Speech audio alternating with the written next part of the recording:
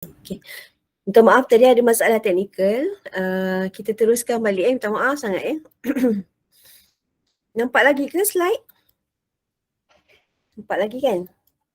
Okay. Okay, untuk tajuk yang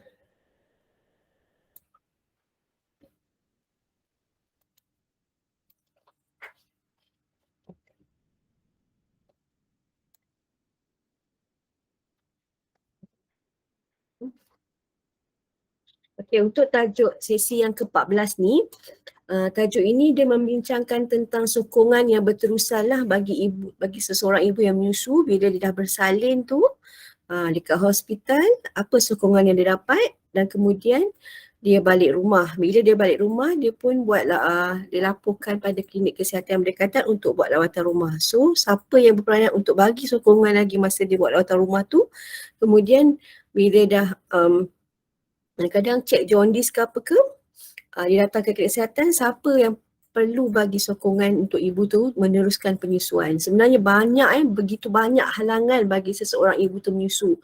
Terutamanya bagi ibu yang first time menyusukan anak, dalam kepala dia kadang-kadang dalam otak dia tak ada idea. Apa yang dia patut alami, adakah normal ke kalau breast dia tak keluarkan susu, keluarkan kolostrum, benda yang lekit-lekit tu kan. So bila tak ada sokongan tu yang cepat kata orang mengalah lah. Terus nak berhenti menyusu dan terus kepada susu formula. So sebab tu sokongan ni perlu dibagi oleh siapa? Oleh kaki tangan hospital yang memberi rawatan kepada mereka, kemudian semasa lawatan rumah dan juga semasa datang ke klinik lah untuk sesi cek jaundice dan sebagainya.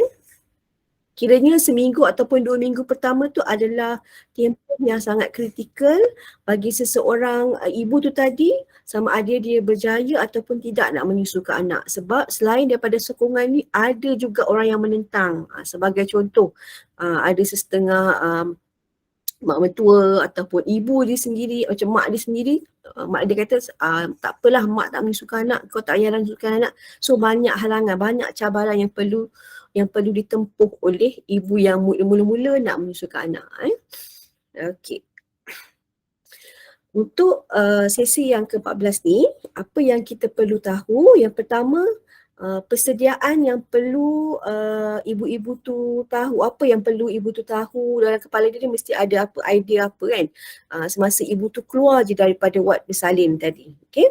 Dan yang kedua, kita akan bincangkan tentang kebolehdapatan pemantauan pemeriksaan dan sokongan selepas dia keluar dari wad. Okay, yang ketiga, panduan dan juga tentang apa? Tentang cara kita nak meneruskan dan mengekalkan penyusuan susu ibu walaupun ibu tu bekerja. Itu sangat penting sebab ramai ibu-ibu sekarang yang bekerja untuk bantu keluarga kan. So sebab tu kita walaupun kita bekerja tapi kita still nak teruskan, tak adalah sampai 2 bulan pertama atau 3 bulan pertama sahaja, kalau boleh sampai usia anak 6 bulan ataupun yang paling bagus ni 2 tahun lah ya. Okay, kemudian yang keempat, kita akan bincangkan untuk meneruskan dan mengekalkan penyusuan susu ibu itu sehingga tempoh 2 tahun dan seterusnya. Dan akhir sekali kita akan cerita sikit lah tentang kumpulan sokongan untuk penyusuan susu ibu ni. Okay, ini contoh. Sebenarnya kalau tengok gambar ni kan, bila seorang ibu dia sharekan pada dengan orang yang, contohlah yang ini ibu 5 orang anak. Gambar ni contoh ada 2 orang ibu. Bila seorang ibu yang 5 orang anak ni, dia share pengalaman dia share pengetahuan dia pada ibu yang anak pertama ni, itu adalah antara sokongan yang boleh diberikan kepada ibu yang first time mother ni. Okay. So banyak cara ataupun banyak sokongan yang kita boleh dapat. Tambahan sekarang ni dunia internet, kita boleh scroll TikTok, kita boleh scroll Facebook. Cuma Facebook tu channel mana yang cerita tentang kumpulan sokongan penyusuan susu ibu. Kalau macam dekat Kinta ni kita ada Facebook Kisma, Kinta Sihat Mama Anak. Ibu-ibu yang first time mother tu tadi, dia boleh scroll dekat Facebook tu tadi untuk mendapatkan info-info yang betul lah tentang penyusuan susui ibu. Itu adalah salah satu sokongan yang boleh didapatkan oleh ibu-ibu tadi lah. Okey, persediaan untuk ibu menyusu sebelum discharge daripada hospital. Okey, untuk tajuk yang ini, dia menerangkan tentang langkah ke-10 lah. Okey, iaitu menubuhkan kumpulan sokongan penyusuan susui ibu di mana ibu tu tadi akan dirujuk apabila mereka discharge daripada hospital ataupun klinik. Okey.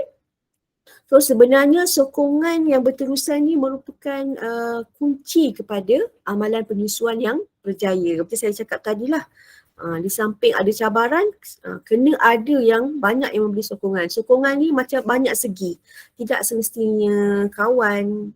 Macam saya cakap tadi, sekarang dia dah lebih luas. Dia boleh dapatkan ilmu ataupun info daripada TikTok lah ada kan. Ataupun Instagram pun ada.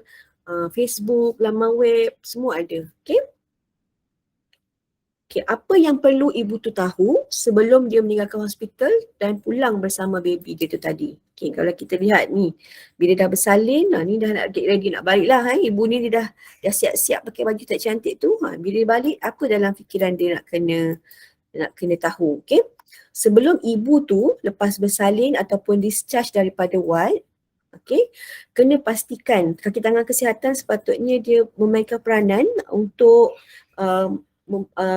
memberi info ataupun pertama dia kena tengok ibu tu boleh tak nak menyusukan baby dia, betul tak cara dia, betul tak posisi dia, betul tak posisi ibu, betul tak posisi bayi, pelekapan dia betul ke tidak, dan yang paling penting sekali kita kena fahamkan pada ibu tadi kenapa kita nak kena bagi penyusuan susui ibu ni secara eksklusif daripada mula sampai umur 6 bulan dan lebih bagus diteruskan lagi sehingga 2 tahun. So kita kaki tangan kesihatan ni kena ceritalah dekat ibu-ibu tu tadi pentingnya start penyusuan tadi sehingga umur 6 bulan dan diteruskan hingga 2 tahun. Kemudian jangan lupa ada tambahan kan, kalau kita tengok maksud penyusuan susu ibu eksklusif, kita kena ibu tu tadi kena bagi susu ibu secara eksklusif selama 6 bulan sehingga 2 tahun dan ada ayat di hujung tu, makanan pelengkap mula diperkenalkan bila baby tu sudah berumur 6 bulan. Bukan 4 bulan, bukan 3 bulan. Okey. Dan staf kaki tangan hospital juga sangat penting untuk dia mengenal pasti tanda-tanda penyusuan susu ibu tu berlaku baiklah. Adakah posisi dia dan kalau boleh staf hospital mungkin dia akan bagi satu senarai lah sama ada kenarai kumpulan sokongan di hospital lah yang mana mereka boleh hubungi sekiranya ada masalah bengkak susu ke ataupun ada masalah macam-macam kan. Semasa kita menyusu macam-macam masalah, susu tak cukup lah kadang-kadang. Untuk ibu yang primate ni ataupun first time mother ni, dia ingat balik-balik tu tadi dia dah boleh bagi susu yang warna putih tu. Sedangkan sebenarnya susu yang akan keluar masa seminggu yang pertama tu adalah susu yang melekit-lekit. Ataupun kita panggil dia kolostrum. Jangan pula dibuang sebab kolostrum tu tadi sangat penting lah untuk antibody anak dan itu adalah superb punya nutrition yang kita boleh bagi kepada anak kita. Okey. Ibu yang boleh menyusukan bayinya. Okey, anggota kesihatan yang terlatih, biasanya dekat hospital kita ada kaunselor kaunselor laktasi dekat ward-ward yang boleh ajarlah. Biasanya staf-staf kesihatan akan memerhati ibu tu tadi dengan baby untuk memulakan penyusuan lah. Di situ yang kita kena buat pemerhatian, kita menggunakan breastfeeding observe job 8 tadi tu. Okey, nak pastikan betul tak cara dia menyusu, betul tak cara posisi dia, betul tak cara pelekapan dia dan betul tak cara penghisapan dia. Adakah hisapan dia laju macam bunyi ataupun cara penghisapan dia bunyi slow, senyap sekejap. Itu yang kita kena perhatikan. Itu adalah peranan staf di hospital. Okey, dan kemudian memastikan bahawa ibu dan bayi tahu bagaimana nak menyusukan anak. Okey, so dia perlu tahu peranan masing-masing lah. Ibu kena, yang paling penting ibu lah. Okey, ibu tu perlu tahu keperluan nak menyusu. Okey, dia kena menyusu mengikut kehendak. Maksudnya tadi breastfeeding on demand, Dan bila tanda-tanda baby tu nak menyusukan anak lah, dia kenal pasti tanda-tanda baby tu nak menyusukan anak. Okay, apa dia tanda-tanda baby nak menyusu tu tadi? Hisap jari, menggerak-gerakkan bola mata, mengeluarkan lidah. Okey, tahu cara nak memposisikan bayi dengan betul. Dia kena amalkan yang 4 tadilah, kata kunci masa posisi baby. Inline, support, facing, lagi satu apa? Lupa dah. Close. Yang penting close. Okay. And then kena tahu tanda-tanda penyusuan yang berkesan. Dan kalau susu tu berkesan, baby tu akan naik berat, lepas tu berapa kali dia buang air kecil, berapa buang air besar, dan tahu langkah-langkah yang diperlukan sekiranya ibu tu rasa susu dia tak mencukupi, dan tahu macam mana cara nak memerah susu. Okey, sekiranya ibu yang bersalin di hospital tu tadi, dia tidak boleh bagi susu ibu disebabkan masalah kesihatan lah. So, staf di hospital, peranan dia adalah kena bagi penerangan secara individu ya. Individu bermaksud tertutup. Tak boleh secara expose kepada ibu mengenai susu gantian, susu formula lah maksudnya.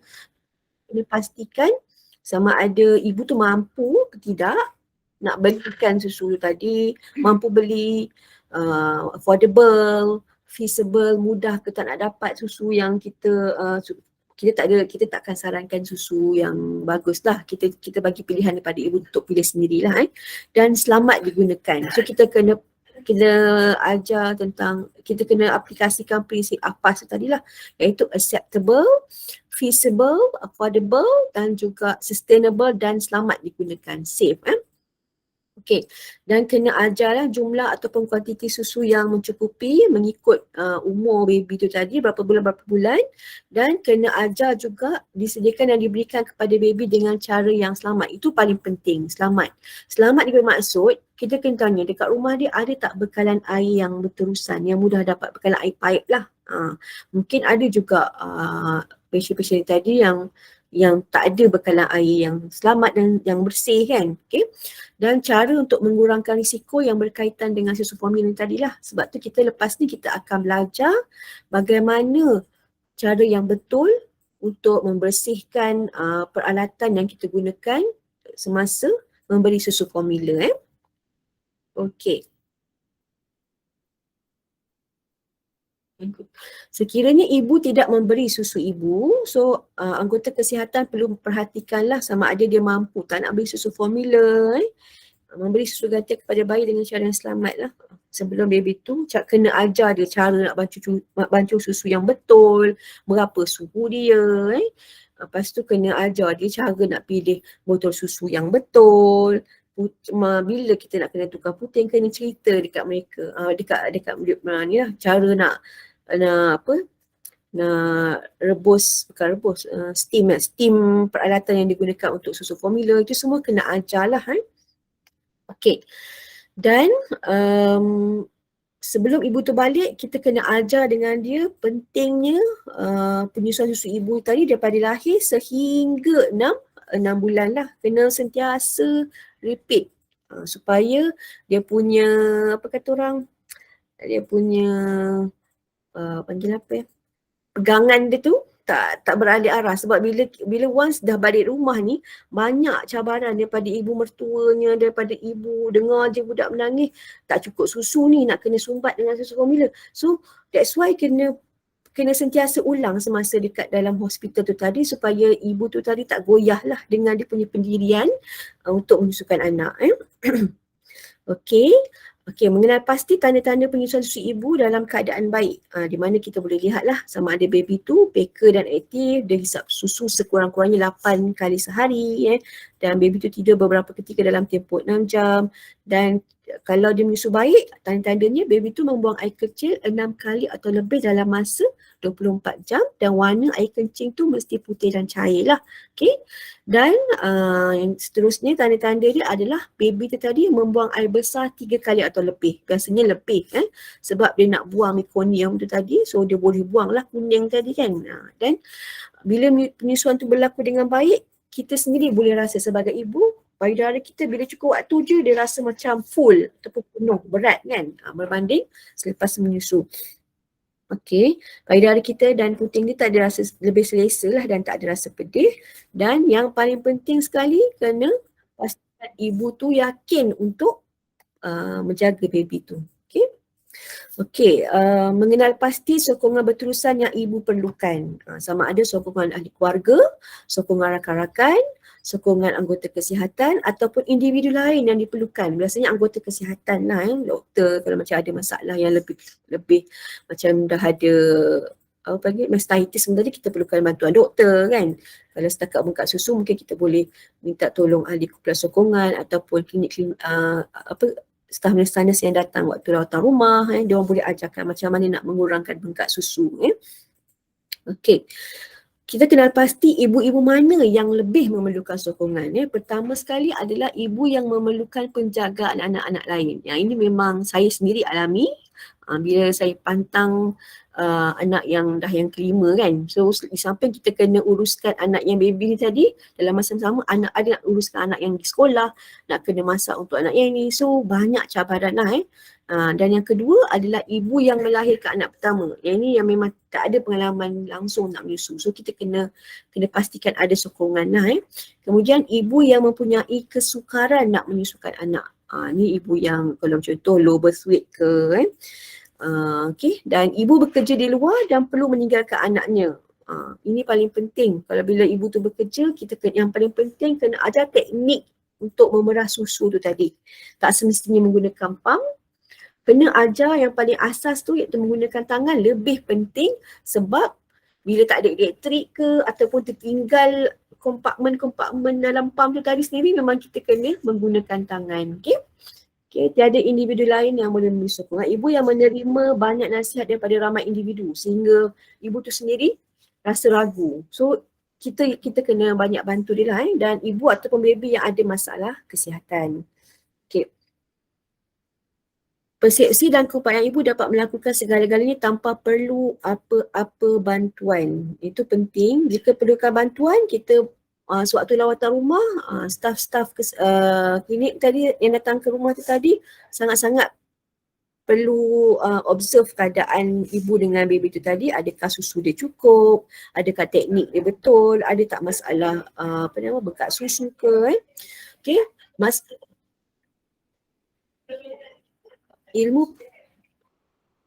Ilmu parenting ni sebenarnya satu kemahiran baru yang sentiasa kita kena belajar continuously. Continuously lah. Dan okey. Lawatan susulan kepada ibu yang memberi puangkena pelengkap. So semasa di klinik kesihatan kena sentiasa remind dekat pasien ni tadi. Okey, awak kena start makanan pelengkap masa baby ni tadi cukup umur 6 bulan dan kena bagi sukatan yang betul lah. Makanan yang betul, tekstur yang betul. So dia kena guna pilihan yang betul lah. Jangan dia terpengaruh dengan media sosial ke, terpengaruh dengan benda-benda yang viral ke kan. Sebab sekarang ni cabaran dia adalah benda-benda yang viral. So kalau ibu ni sendiri tak ada pendirian untuk mencari ilmu yang betul, secara tak langsung risaulah dia akan mengamalkan satu benda yang salah dan sehingga membahayakan nyawa baby dia. Okay? Apabila bercakap dengan seseorang wanita yang mengandung, kita kena cerita kat dia. Macam dekat klinik kesihatan, kita memang ada bagi senarai ahli kumpulan sokongan lah di klinik kesihatan lain. Yang ada dekat Kinta ni, kita ada Kisma, Kinta Siap Mama Anak, dan ada beberapa orang yang ada dalam senarai itu. Okay, cuma pemantauan dan sokongan selepas keluarwad, siapa kumpulan dalam masyarakat yang boleh menyediakan sokongan secara berterusan kepada ibu-ibu berkenaan. Okey, kena kenal pasti kumpulan sokongan yang boleh didapati. Kadang-kadang dekat dalam Facebook ni ada juga yang kumpulan ibu menyusu kan. Ada yang diorang share apa-apa tips dan sebagainya. Okey, primary care of course lah anggota kesihatan komuniti dan juga sokongan daripada ibu-ibu lain. Ini contoh kalau suatu pemeriksaan di klinik, sementara menunggu tu pun diorang boleh share tips ke benda-benda yang baik lah daripada ibu-ibu yang datang ke klinik tu. Okey, kepentingan sokongan berterusan daripada keluarga dan rakan untuk penyusuan eksklusif dalam 6 bulan yang pertama. 6 bulan yang pertama ni sangat penting sebab dia hanya minum susu ibu. Dia tak ditambah dengan makanan-makanan lain. Sebab tu kita kena bagi breastfeed to on demand supaya dia boleh memenuhi keperluan dari segi keperluan tenaga, keperluan vitamin, keperluan mineral, sebab susu ibu tu tadi memang dah lengkap dah dia punya nutrisi dia, dari segi vitamin dia, dari segi tenaga dia, protein dia, memang dah lengkap. So that's why penting untuk ibu tu tadi mengekalkan penyusuan eksklusif sehingga 6 bulan yang pertama. Okay. Okay. Primary care memang kalau kita lihat di klinik kesihatan masa 6 bulan yang pertama ni hampir setiap bulan mereka akan datang ke klinik untuk mendapatkan rawatan daripada staf kesihatan klinik. So orang yang paling rapat sekali adalah staf-staf yang memberi rawatan tu tadilah. Sebab tu kita kena ada hubungan yang baik dengan mereka untuk sentiasa bertanya cara penyusuan, macam mana baby, ada masalah ke tak, sewaktu buat pemeriksaan jaundice tu pun, itu pun di situ kita kena main peranan untuk sentiasa bertanya khabar, cara nak menyusu dan sebagainya lah. Okay. Kalau ibu tu ada masalah, dekat mana yang kita perlu rujuk? Kat mana dia boleh dapatkan rawatan? Kalau staf kesihatan tak sempat, mungkin kita boleh bagi senarai nama ahli kumpulan sokongan dia tadilah. Okay. Ini saya cerita jagaan kesihatan primer, anggota kesihatan masyarakat mampu meluangkan lebih banyak masa dengan ibu, kumpulan sokongan ibu, dan anggota kesihatan itu sendiri boleh memberi contoh lah yang baik dengan biasanya staf-staf kesihatan ni memang banyak yang menyusukan anak-anak mereka sendiri. So mereka ada pengalaman dan mereka akan share pengalaman mereka bersama dengan patient tadi lah, ibu-ibu tu tadi.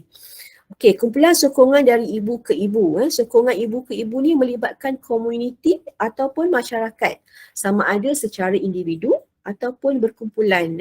Kadang-kadang ada juga kumpulan sokongan yang dia buat aktiviti bersama kan. Ibu yang berpengalaman biasanya dia akan memberi sokongan kepada ibu-ibu baru ni. Bagus, teruskan. Dan dia mohon kebenaran lah kepada ibu yang berpengalaman ni untuk memberikan namanya. Biasanya kita akan minta izin kepada ibu-ibu yang memang establish dia punya breastfeeding sampai 6 bulan. So kita minta izin pada ibu tu, boleh tak saya bagi nama untuk kongsikan pada ibu-ibu baru. Biasa kita akan galakkan mereka ni untuk menyertai kumpulan sokongan tadi. Kumpulan sokongan boleh bermula dengan hanya beberapa ibu sahaja ataupun sokongan anggota kesihatan ataupun masyarakat. Dan sebenarnya ada juga kumpulan sokongan khusus untuk wanita yang ada HIV positif tu tadi. Okey, ini kriteria untuk menjadi seorang ahli kumpulan sokongan ibu. Pertama, dia senang diperolehi, senang dihubungi pada bila-bila masa. Dan yang paling penting percuma. Sebab kalau berbayar memang susah lah. Dia kena memang buat aktiviti aktiviti tambahan lah, aktiviti yang tak berbayar ni sukarelawan lah kan, sukarela kita, percuma ataupun harga yang sangat murah. Dan yang paling penting sekali terdiri daripada ibu yang di dalam komuniti itu sendiri. Contoh kalau dekat sini Kesihatan Gunung Rapat, ibu-ibu yang hadir ke klinik Kesihatan Gunung Rapat ni jugalah, dan biasanya dia akan diketuai oleh ibu yang memang sangat-sangat established lah, ada pengalaman dalam menyusukan anak ni tadi. Dan ibu yang mengandung juga kita boleh alu-alukan. Okay. Bila adanya kumpulan sokongan ibu ni tadi, kita boleh bina persahabatan, meningkatkan merapatkan silaturahim dan juga sentiasa membantulah antara satu sama lain. Ini contoh aktiviti kumpulan sokongan dekat mana pun saya tak pasti. Tapi kalau sangat bagus kalau kita dapat buat kumpulan sokongan yang sentiasa berhubung macam ni. Kadang-kadang kita sendiri sibuk dengan kerja, dengan hal rumah tangga, sampai tak ada masa untuk dengan join aktiviti macam ni. Sebenarnya banyaklah boleh menambah ilmu, boleh kenal ramai orang kan. Okey. Jika tiada sokongan secara formal, bincang ada tak sumber sokongan yang lain, kita bincang dengan keluarga lah. Mungkin kita memang ada nama rujukan ke hospital, siapa yang perlu kita hubungi. Beri pendidikan bertulis ni memang kita akan bagi buklet tadi tu lah buklet penyusuan susu ibu ni. Kita cetak cantik-cantik untuk diberi kepada ibu-ibu yang memang ada masalah. Dekat sini diorang memang boleh terus rujuk macam-macam info tentang cara memerah, posisi penyusuan yang sangat bagus lah. So you all kena, kalau yang mana tak ada booklet ni, boleh bagi pada, boleh minta lah kepada staff di pemakanan Kinta. Kalau di klinik, kalau di hospital, kena minta dengan Stan Hasmiza lah. Okey. Komuniti rakan bayi iaitu sistem kesihatan ataupun pusat penjagaan kesihatan tempatan yang menyokong rakan bayi. Kat mana? Contoh, kalau dekat Kinta ni kita ada klinik rakan bayi, klinik kesihatan Gunung Rapat. Semua sekali ni, klinik kesihatan Gunung Rapat, klinik kesihatan Pasir Pinji, yang berdekatan dekat sini, klinik kesihatan Simi, semua telah diiktiraf sebagai klinik rakan bayi. So, memang secara tak langsung, bila satu buah klinik tu telah dijadikan klinik rakan bayi, memang ianya adalah merupakan akses rujukan lah kepada sokongan yang mahir daripada awal, eksklusif dan boleh meneruskan penyusuan susu ibu. Sokongan disediakan untuk pemberian makanan yang sesuai dengan umur ni, makanan pelengkap, kekerapan dia, tekstur dia, apa yang kita kena bagi sambil meneruskan penyusuan. Okay? Dan komuniti rakan bayi dia boleh jadi sistem sokongan daripada ibu ke ibu. Contoh jiran dengan jiran ke, ataupun golongan masjid yang mana datang ke masjid ke, ataupun banyak segi lah. So dia memang tiada amalan mengedar, kedai ataupun perkhidmatan yang melanggar lah kod antarabangsa.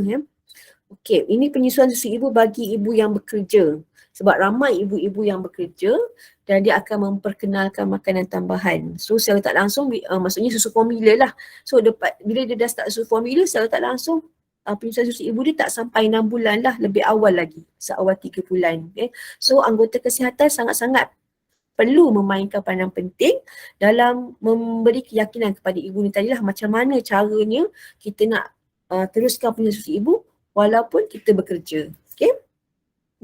Mengapa kita syorkan untuk meneruskan penyusuan setelah kembali bekerja? Pertama sekali kan, sebagai pengalaman saya sendirilah, bila kita menyusukan anak kita kurang untuk dapat jangkitan penyakit dan tak selalu sakit. Bila fikir secara logik, pertama sekali memang susu ibu tu sendiri banyak antibody dan sebagainya. Dan yang paling penting sekali bila saya fikir balik, kalau kita bagi susu formula, kita menggunakan botol, kita menggunakan puting. Sebenarnya susah untuk kita jaga kebersihan botol dan juga puting tu sendiri. Kadang sebagai ibu yang macam saya ni orang anak, kita nak pastikan betul-betul botol susu tu bersih memanglah susah. Bila anak tu, yang satu lagi kalau kita bekerja, kita hantar pula dekat taska. Bila hantar dekat taska, bercampur-campur dengan botol-botol tu, kebersihan botol tu tak dapat kita jagalah. Itu salah satu cabarannya. Kenapa kita perlu meneruskan penyusuan susu ibu tadi bila kita dah bekerja. Dan yang kedua, sebenarnya menyenangkan kita. Bila anak tu menyusu susu ibu pada waktu malam, so ibu tu tadi boleh tidur dengan cukup lah. Tak perlulah dia bangun malam untuk bancuh susu. Tak perlu bancuh, tak perlu dia lah nak kena bancuh lepas dah habis minum, nak kena cuci pula bersih-bersih. Kalau tak cuci cepat-cepat, nanti botol susu tu cepat berkerak, puting pun cepat berkerak dan kena tukar pula selalu kan. Dan seterusnya dia memberi peluang kepada ibu tu tadi, untuk meluangkan masa bersama baby yang seterusnya untuk mendapatkan hubungan antara ibu dan bayi, dan dia juga memberi faedah untuk ibu tu berehat semasa ibu tu menyusu dengan susu ibu lah. Okay, apa yang anda boleh katakan jika majikan meminta anda sama ada nak menyokong ataupun tidak kepada seorang wanita? Ini penting. Selain daripada ni, bos pun kena memainkan peranan. Dia bagi waktu untuk staff tu untuk memerah susu dia kan. Ada setengah orang dia perah setiap 2 jam, ada setengah orang dapat perah tengah hari ataupun sekali sebelum balik pun sudah cukup dah. Okay, faedah meneruskan penyusuan bagi susu ibu bagi majikan pula. Ibu tu kurang bercuti sebab nak jaga anak sakit kerana anak mereka memang alhamdulillah sentiasa sihat, dan ibu tu tadi boleh menumpukan sepenuh perhatian kepada kerja lah kerana tak perlu susah hati untuk memikirkan masalah kesihatan mereka, dan majikan tadi boleh mengekalkan pekerja yang mempunyai kemahiran. Okay, apa perkara yang penting untuk kita bincang dengan ibu sebelum bekerja?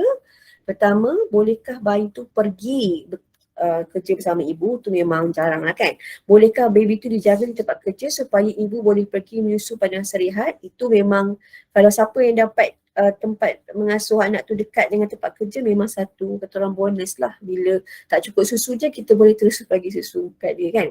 Bolehkah ibu tadi bekerja kurang masa ataupun lebih masa sehingga baby dia ada juga ibu-ibu yang boleh ambil cuti tanpa gaji lah untuk menyusukan anak. Okey, ini contoh. Ini persediaan sebelum kembali bekerja. Maksudnya sebelum kita start kerja pun kita dah start untuk perah susu masa hari contohnya ni jadual pemerahan lah waktu pagi, pada hari pertama, hari ketiga kita boleh perah pada pukul 7.30 pagi. Sebelah kita bagi, sebelah kita perah supaya bekalan susu tu sentiasa berterusan. Okay. And then mengekalkan penyusuan berterusan selama 2 tahun atau lebih. Okay. Kenapa kita kena mengekalkan penyusuan ni adalah untuk memberi perlindungan dan juga daripada penyakit dan juga pemakanan yang baik lah Dan menyusukan seorang bayi atau kanak-kanak menjadi lebih berharga jika anak itu sakit. Bila anak kita sakit, kita bagi susu ibu tu sendiri adalah merupakan salah satu antibody lah kepada demam, batuk sebagainya. Dan penyusuan susu ibu tu sendiri boleh memberi ketenangan kepada anak-anak yang sedang sakit ke ataupun sedang down ke kan, sebab bila dia tak boleh nak main ke, dia tak boleh nak, dia macam bila kita sakit kita rasa macam gelisah sebab dengan menyusu susu ibu tu tadi anak tu tadi boleh menjadi lebih tenang. Okey. Menyusukan bayi yang lebih tua adalah berbeza daripada menyusu baby yang baru lahir. Baby tu menjadi lebih peka dan baby boleh terganggu dengan mudah semasa menyusu oleh bunyi dan juga aktiviti. Ini biasa, normal. Kalau kita menyusukan anak, baby tu memang cepat terjaga. Maka di tempat yang tenang boleh mengurangkan gangguan. Kanak-kanak mungkin menyusu sekali atau 2 kali sehari ataupun lebih kerap. Sesetengah mungkin menyusu hanya jika mereka terluka atau kecewa. So ibu ni tadi memerlukan sokongan khas lah penyusuan tanpa diskriminasi daripada tempat kerja, keluarga dan juga masyarakat. Okay. Kemudian makanan pelengkap. Bila start 6 bulan, kita dah kena bagi makanan pelengkap. Okay. Tempoh 6 hingga 12 bulan ni adalah tempoh di mana baby tadi belajar bagaimana untuk makan pelbagai makanan dan juga tekstur makanan yang betul. Okay. Untuk memastikan bekalan susu, ibu ni perlu meneruskan penyusuan. Biasanya kita kena perah lah kalau yang bekerja tadi tu. Kalau tak, kita kena teruskan penyusuan sehingga umur 2 tahun lah kalau digalakkan. Seorang kanak-kanak berhenti menyusu bila mereka telah bersedia dan merupakan sebahagian, maksudnya benda ni jadi normal. Dia akan berhenti sendiri bila dah rasa macam tak perlu kan. Cerai susu secara tiba-tiba kadang-kadang dia bagi tekanan pada kanak tu sendiri.